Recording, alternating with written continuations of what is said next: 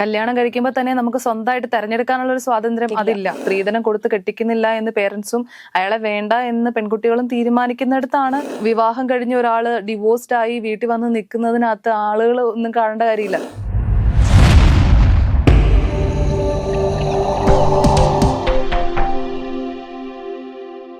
നമസ്കാരം, ഷീ ടോക്സിലേക്ക് ഏവർക്കും സ്വാഗതം. നമ്മൾ അടുത്തിടെയായിട്ട് കാണുന്ന ഒരു കാര്യമാണ് പെൺകുട്ടികള്, അതായത് വളരെ പ്രായം കുറഞ്ഞ പെൺകുട്ടികള്, വിവാഹിതരായവര് മരണം, ആത്മഹത്യ തെരഞ്ഞെടുക്കുന്നു.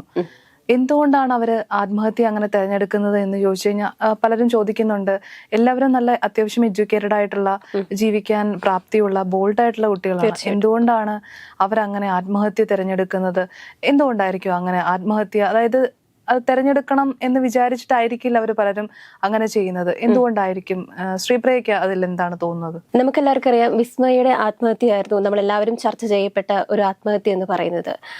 ആ ഒരു കാര്യം എന്ന് പറഞ്ഞാൽ സ്ത്രീധന പീഡനത്തെ ചൊല്ലിയായിരുന്നു ആ ഒരു കുട്ടി അല്ലെങ്കിൽ ആ ഒരു ചേച്ചി ആത്മഹത്യ ചെയ്തത്. അതിനുശേഷം ഒരു സീരീസ് പോലെ തന്നെ ആത്മഹത്യകൾ കൂടിയവരാണ്. നമ്മൾ ഇന്നും കണ്ടു, ഇന്നലെയും കണ്ടു, കഴിഞ്ഞ ആഴ്ചയിലും കണ്ടു, ഇനി കാണാനിരിക്കുകയാണ്. എന്തുകൊണ്ടാണ് ഇങ്ങനെ ഒരു ആത്മഹത്യ ചെയ്യുന്നത് എന്ന് ചോദിച്ചു കഴിഞ്ഞാൽ നമുക്ക് ആർക്കും തന്നെ പറയാനായിട്ട് ഉത്തരവില്ല. കണ്ടുകൊണ്ടിരിക്കുന്നവർക്ക് നമുക്ക് പറയാം എന്തിനാണ് ആത്മഹത്യ ചെയ്തത്, അവരിട്ടിട്ട് പൊക്കൂടെ.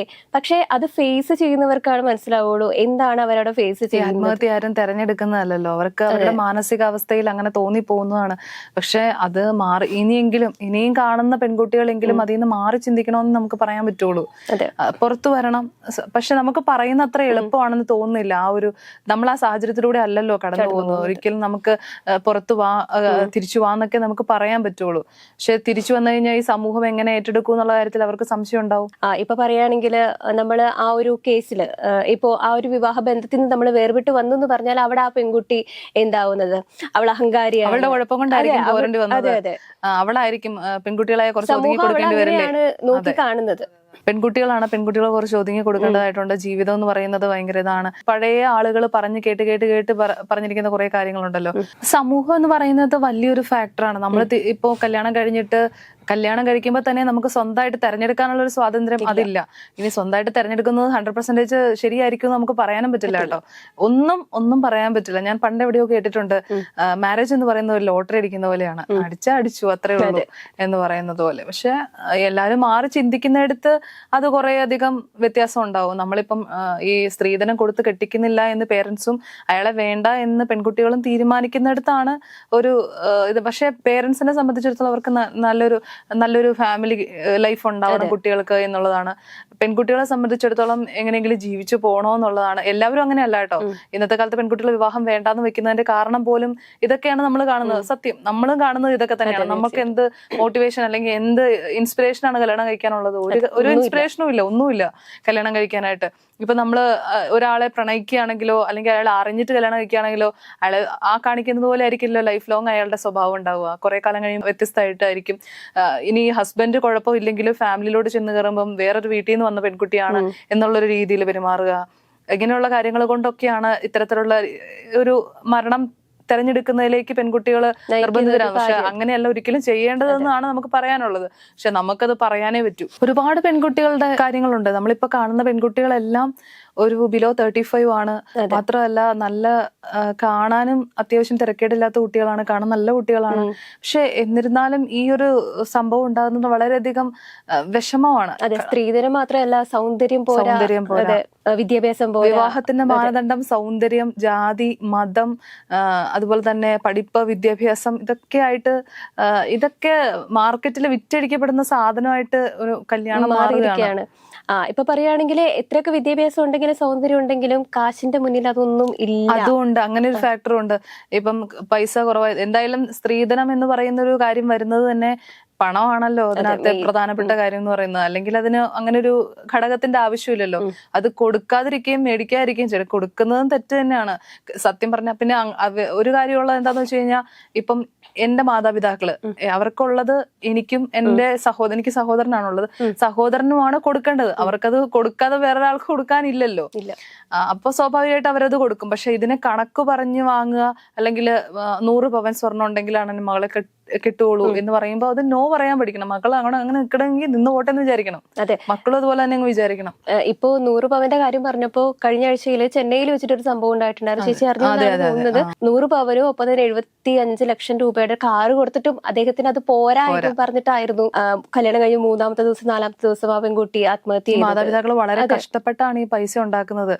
വളരെ കഷ്ടപ്പെട്ട് പൈസ ഉണ്ടാക്കി മകള് അവിടെ ജീവിക്കുന്നെങ്കിൽ സന്തോഷമായിട്ട് ജീവിക്കട്ടെ എന്ന് വിചാരിച്ചിട്ട് തന്നെയാണ് ഇവർ ഇത്രയും കാലം എന്തെടുക്കുമായിരുന്നത്. ഇവർക്കും പൈസ ഉണ്ടാക്കാലോ, ഇവർക്കും കാറ് മേടിക്കാം, വീട് മേടിക്കാം. ഇത് എന്തിനാണ് പെൺകുട്ടികൾ കൊണ്ടുവരുന്നത്? ഇവരും അവിടെ ജോലി ചെയ്യുന്നുണ്ട്. ആ വീട്ടിൽ ആയിരിക്കുന്നിടത്തോളം നാള് പുറത്ത് ജോലി ചെയ്യുന്നവരാണെങ്കിൽ അവിടെയും ജോലി ചെയ്യുന്നുണ്ട്. ആ വീട്ടിൽ വേണ്ട ജോലികൾ അവർ ചെയ്യുന്നുണ്ട്. വളരെ കുറച്ച് ആളുകൾ മാത്രമേ ജോലി ചെയ്യുന്നില്ലാത്തുള്ളൂ. ആ വീടിന് വേണ്ടി കഷ്ടപ്പെടാണ്. ഒരു വീട്ടുവേലക്കാരിയെ നിർത്തി കഴിഞ്ഞാൽ എത്ര രൂപ കൊടുക്കണം? പൈസ കൊടുക്കണ്ടേ?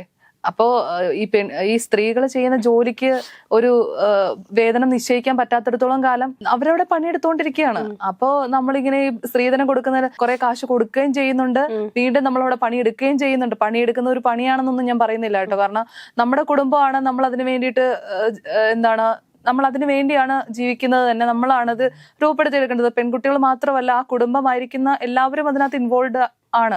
പക്ഷെ എന്നിരുന്നാലും അവരും ചെയ്യുന്നുണ്ട് അതിനകത്ത്. ആ ചെയ്യുന്ന ഞാനൊരു ജോലിയായിട്ട് പറയുകയാണെങ്കിൽ നമ്മൾ അതിന് ശമ്പളം കൊടുക്കേണ്ടതുണ്ട്. അപ്പൊ അപ്പൊ ഇത്രയും വർഷത്തെ ഒരു തുക ഒന്ന് കാൽക്കുലേറ്റ് ചെയ്ത് നോക്കി എത്ര രൂപയുണ്ടെന്ന്. അപ്പോ തിരിച്ചിങ്ങോട്ടും വേണം തരണ്ടേ, നമുക്കും തരണ്ടേ. അങ്ങനെയുള്ള കുറെ കാര്യങ്ങൾ അതിനകത്തുണ്ട്. പക്ഷെ ഇനിയും സഫർ ചെയ്യുന്ന പെൺകുട്ടികളുണ്ടെങ്കിൽ അവര് പുറത്തിറങ്ങി വരിക. ജോലിയുള്ളവരാണെങ്കിൽ, അല്ലെങ്കിൽ വളരെ ചെറുപ്പം മുതലേ പെൺകുട്ടികളെ പറഞ്ഞു പഠിപ്പിക്കുന്നത് സ്വന്തമായിട്ടൊരു ജോലി ഉണ്ടാവുക.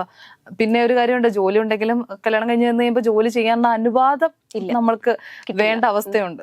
ചിലർക്കെങ്കിലും, ചില കുടുംബത്തിലെങ്കിലും എനിക്കതില്ല, എനിക്ക് വേണ്ട എന്നൊക്കെ പറയുമ്പോഴും നമുക്കത് പറയാനുള്ള സ്വാതന്ത്ര്യം എന്നല്ല, അതിനുള്ള ഒരു സ്പേസ് കിട്ടുന്നുണ്ട്. പക്ഷെ അല്ലാത്തടുത്ത് ജീവിക്കുന്ന ആളുകളും ഉണ്ട്. ഇപ്പൊ ഈ അതുല്യയുടെ കാര്യം പറയുകയാണെങ്കിൽ പുതിയൊരു ജോബിലേക്ക് കാലെടുത്ത് വെക്കാനായിട്ടായിരുന്നു ഇന്നിരുന്നിട്ടുണ്ടായിരുന്നത്. അപ്പോഴാണ് ആ കുട്ടി സൂയിസൈഡ് ചെയ്തത്. ജോലി ചെയ്യണ്ട എന്നുള്ളൊരു രീതിയിലുള്ള ആളുകള്. അപ്പൊ അതൊക്കെ ഭയങ്കര ബുദ്ധിമുട്ടായിരിക്കും കേട്ടോ. നമുക്കത് അങ്ങനെ ഒരു സ്പേസ് അല്ലാത്തതുകൊണ്ട് നമുക്ക് പറയാം നമുക്ക് ജോലി ചെയ്യാൻ വേറൊരാളുടെ അനുവാദം വേണോ എന്നൊക്കെ നമുക്ക് ചോദിക്കാം. പക്ഷെ അങ്ങനെ അല്ലാത്ത ഇടങ്ങളും ഉണ്ട്. അവരൊക്കെ എന്ത് ചെയ്യും എന്നുള്ളതിന് ഉത്തരവാണ് അവര് തെരഞ്ഞെടുക്കുന്നതാണ് ഇത്. പക്ഷെ അതൊരിക്കലും പുറത്തു വരണം, എങ്ങനെയും പുറത്തു വരിക. കുട്ടികളെ ഓർത്ത് ഈ പറയുന്നത് പോലെ നമ്മൾ സമൂഹത്തിന്റെ കാഴ്ചപ്പാടുകൾ മാറണം. ഒരാള് മരിച്ച ഒരു പെൺകുട്ടിയേക്കാൾ എത്രയോ വിലപ്പെട്ടതാണ് ആ പെൺകുട്ടി ജീവിക്കുക എന്നുള്ള കാര്യം. അപ്പൊ ആ പെൺകുട്ടിക്ക് ജീവിക്കാനുള്ള ഒരു സ്പേസ്, സമൂഹത്തിന്റെ കാഴ്ചപ്പാട് കുറെ അധികം മാറ്റുക. അതായത് വിവാഹം കഴിഞ്ഞ ഒരാള് ഡിവോഴ്സ്ഡ് ആയി വീട്ടിൽ വന്ന് നിൽക്കുന്നതിനകത്ത് ആളുകൾ ഒന്നും കാണേണ്ട കാര്യമില്ല. ഇനി ആളുകൾ കാണുന്നെന്ന് പറഞ്ഞാൽ അവരെന്നും അത് കണ്ടോണ്ടിരിക്കും, എല്ലാ കാലത്തും കണ്ടോണ്ടിരിക്കും. വിവാഹം കഴിച്ചിട്ടില്ലെങ്കിൽ വിവാഹം കഴിക്കുന്ന കാര്യം ഇങ്ങനെ നോക്കിക്കൊണ്ടിരിക്കും. വിവാഹം കഴിച്ചു കഴിഞ്ഞാൽ കുട്ടികൾ ഉണ്ടാകുന്ന കാര്യം നോക്കിക്കൊണ്ടിരിക്കും. കുട്ടികൾ ഉണ്ടായി കഴിഞ്ഞാൽ അവരുടെ കാര്യങ്ങൾ നോക്കിക്കൊണ്ടിരിക്കും. പിന്നെ സ്റ്റേജുകൾ മാറിക്കൊണ്ടിരിക്കുകയാണ്. ഒരു ചെറുപ്പമായിരിക്കുന്ന ഒരു പെൺകുട്ടി മാത്രമല്ല ആരായാലും. അപ്പൊ സമൂഹം അല്ലെങ്കിൽ ആളുകൾ എപ്പോഴും നോക്കിക്കൊണ്ടിരിക്കും. അപ്പൊ അത് നോക്കി നമ്മൾ ഒരിക്കലും വീട്ടുകാര് പറയും ജീവിതമാണ് അങ്ങനെ നിക്ക്. പക്ഷെ സഫർ ചെയ്യുന്ന അവർക്ക് മാത്രമാണ് അതെങ്ങനെ എത്രന്റെ ആഴം അറിയാൻ പറ്റൂ. നമുക്ക് കാണുന്നവർക്ക് അത്രയ്ക്ക് അങ്ങോട്ട് അറിയാൻ പറ്റിയെന്ന് വരില്ല. അപ്പോൾ സ്വാഭാവികമായിട്ടും കൗൺസിലിംഗ് കൊടുക്കുക. ഷെയർ ചെയ്യുന്ന ആളുകൾ എന്ന് പറയുന്നത് നമ്മള് സുഹൃത്തുക്കളോടോ വീട്ടിലൊക്കെ പറഞ്ഞാലും ഇതൊക്കെ ആയിരിക്കും അവസ്ഥ. പക്ഷെ പേരൻസ്, മാതാപിതാക്കളെ കുറെ കൂടി ശ്രദ്ധിക്കുക. അതായത് പെൺകുട്ടികൾ അവർക്ക് ബുദ്ധിമുട്ടാണെന്ന് പറയുമ്പോൾ അതിൽ നിന്ന് കുടുംബത്തിന്റെ സ്റ്റാറ്റസ് തന്നെ അപ്പുറത്തേക്ക് മകളുടെ ജീവൻ വളരെ വിലപ്പെട്ടതാണെന്ന് കരുതി പുറത്തു കൊണ്ടുവരാൻ വേണ്ടിയിട്ട് അവര് കൂടെ പരിശ്രമിക്കുക. സമൂഹം അവരെ മറ്റൊരു രീതിയിൽ കാണാതെ അവരെ ചേർത്ത് നിർത്താൻ പഠിക്കുക. കുറെയൊക്കെ മാറിയിട്ടുണ്ട്. അതിപ്പോ എന്നും ഇത് തന്നെ കാണുന്നത് കൊണ്ടാവും. ഇപ്പൊ കുറച്ചായിട്ട് ഇത് ഇങ്ങനെയൊക്കെ തന്നെയാണ് കാണുന്നത് നമ്മുടെ സമൂഹത്തില്. എന്തെല്ലാം തരത്തിലുള്ള സ്ത്രീധന പീഡനങ്ങളാണ്. അതിലെല്ലാം വളരെ പ്രായം കുറഞ്ഞ ആളുകളാണ്. അതാണ് ഏറ്റവും പ്രായം ഉണ്ടെങ്കിലും വേദനാജനകമാണ്. ഞാൻ പറയുന്നത് പ്രായം കുറഞ്ഞ ആളുകളാണ് ഏറ്റവും കൂടുതൽ അതിനകത്തുള്ളത്. അതും വിദ്യാസമ്പന്നരായിട്ടുള്ളവർ. അത് വളരെയധികം വേദന ഉളവാക്കുന്ന കാര്യമാണ്. ഇപ്പൊ എനിക്കറിയാവുന്ന ഒരു ചേച്ചിയുണ്ട്. ചേച്ചിയുടെ കല്യാണം ഒരു 21ാമത്തെ വയസ്സിൽ കഴിഞ്ഞ. അപ്പോൾ ഒരു വലിയൊരു ടീമാണ് കല്യാണം കഴിച്ചിരിക്കുന്നത്. ട്രിവാൻഡ്രത്താണ്. പുള്ളിക്കാരൻ ഭയങ്കര ബിസിനസ്മാനൊക്കെ ആയിരുന്നു. അപ്പൊ ഈ ബിസിനസിന്റെ ഇടയിൽ ഇയാൾ കുറച്ച് തട്ടിപ്പ് നടത്തുന്നുണ്ടായിരുന്നു. അപ്പോൾ ഈ ചേച്ചി ഇതറിയാതെ കല്യാണം കഴിക്കുകയാണ്.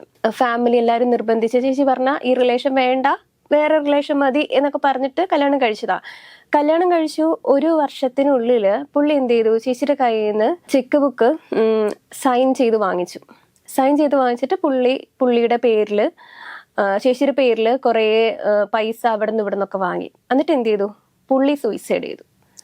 കുറേ, അതായത് ഇപ്പോ ലക്ഷങ്ങളുടെ കടമാണ് ചേച്ചിക്ക് ഇപ്പോൾ ഉള്ളത്. ഇപ്പോൾ ഞാൻ ഈ കാര്യം ഇവിടെ പറയാൻ കാരണം എന്ന് വെച്ച് കഴിഞ്ഞാല്, ഇപ്പോൾ ഇതിന്റെ പുറകെ കിടന്ന് ഓടുന്നത്, ഇപ്പോൾ ആ ഹസ്ബൻഡിന്റെ വീട്ടുകാർക്ക് ചേച്ചിയുടെ കാര്യത്തിൽ ഒരു ഇതില്ല, ചേച്ചിയുടെ വീട്ടുകാർക്ക് ചേച്ചിയുടെ കാര്യത്തിൽ ഒരു ഇതില്ല, ചേച്ചിയാണ് അവിടെ കിടന്ന് സഫർ ചെയ്യുന്നത്. ഇപ്പോൾ ഈ ഒരു കല്യാണം കഴിച്ചുകൊണ്ട് തന്നെ ചേച്ചിക്ക് ഒരു മോനുണ്ട്. ഇപ്പോൾ 4-5 വയസ്സുള്ള ഒരു കുട്ടിയുണ്ട്. അവനെ വെച്ചുകൊണ്ട് ചേച്ചി ഇപ്പോൾ പല ഇൻസ്റ്റിറ്റ്യൂട്ട് നടത്തിക്കൊണ്ടിരിക്കുകയാണ്. അവനുമായിട്ട് എന്താ പറയാ, മുന്നോട്ട് പോകാൻ പറ്റാത്തൊരവസ്ഥ.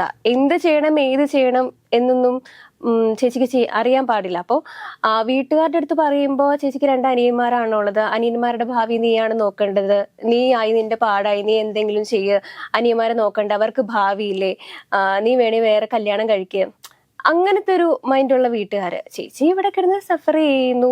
ഇതേപോലെ എന്ത് ചെയ്യണം, എങ്ങനെ മുമ്പോട്ട് ലൈഫ് മുമ്പോട്ട് പോകണം. എൻ്റെ അടുത്ത് പലപ്പോഴും പറഞ്ഞിട്ടുണ്ട്, ശ്രീ എനിക്ക് ഈ ലൈഫ് മടുത്തു, ഞാൻ കുഞ്ഞിനെ എവിടെയെങ്കിലും ആക്കിയിട്ട് ഞാൻ സൂയിസൈഡ് ചെയ്യാൻ പോവാണ്. അങ്ങനത്തെ പല കാര്യങ്ങളും നമ്മൾ അറിഞ്ഞ് നടക്കുന്നുണ്ട്, നമ്മൾ അറിയാതെ നമ്മുടെ സമൂഹത്തിൽ നടക്കുന്നുണ്ടെന്നാണ് ഞാനിപ്പോ പറയുന്നത്. അതായത് പുറത്തു വരുന്നതും വരാത്തതുമായിട്ടുള്ള ഒരുപാട്, ഇപ്പോഴും നമ്മൾ ഈ സംസാരിച്ചുകൊണ്ടിരിക്കുമ്പോഴും കുടുംബത്തില് ഒരുപാട് പ്രശ്നങ്ങൾ, ഒരുപാട് ആളുകൾ കാണുന്നുണ്ടാവും, ഒരുപാട് ആളുകൾ ഉണ്ടാവും, ഉറപ്പായിട്ടും ഉണ്ടാവും ഇതേ പ്രശ്നങ്ങൾ ഫേസ് ചെയ്യുന്ന. ഇപ്പം വിഭജികയുടെ മരണം നടന്ന സമയത്ത് ഒരിക്കലും അതുല്യം ഉണ്ടാകുമെന്ന് ആരും കരുതിയിട്ടില്ല, പക്ഷെ അതുല്യം ഉണ്ടായിരുന്നു.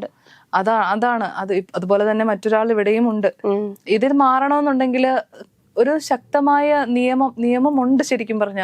പക്ഷെ അത് ഈ പറയുന്നത് പോലെ ഇല്ല.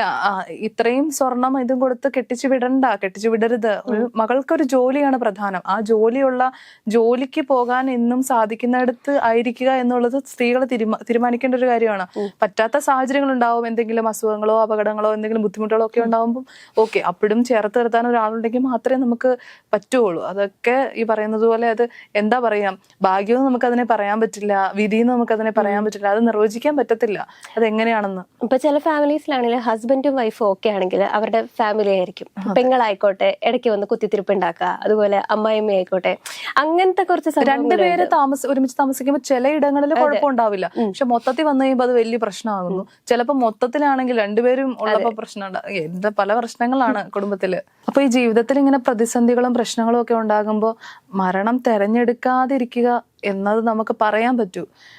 അത് ഒരിപ്പം ഒരു വിദ്യാഭ്യാസമുള്ള ഒരാളാണെങ്കിൽ കുഞ്ഞൊരു ജോലി നേടിയെടുത്തതിന് ശേഷം തിരിച്ച് ജീവിതത്തിലേക്ക് മുന്നോട്ട് പോവുക, പിന്നെ ഒരു ലൈഫ് എന്ന് പറയുന്നത് മുന്നോട്ട് കിടക്കുകയാണ് എന്നൊക്കെ അവര് മനസ്സിലാക്കുക. അവരെ പിടിച്ചു നിർത്താൻ, കൂടെ നിർത്താൻ വീട്ടിലുള്ളവരും അതുപോലെ തന്നെ കൂട്ടുകാര്, അവരുടെ ഒപ്പമായിരിക്കുന്നവരൊക്കെ ശ്രമിക്കുക. ഇതൊക്കെ നമുക്ക് ഇതിനകത്ത് പറയാനും ഒക്കെ പറ്റത്തുള്ളൂ.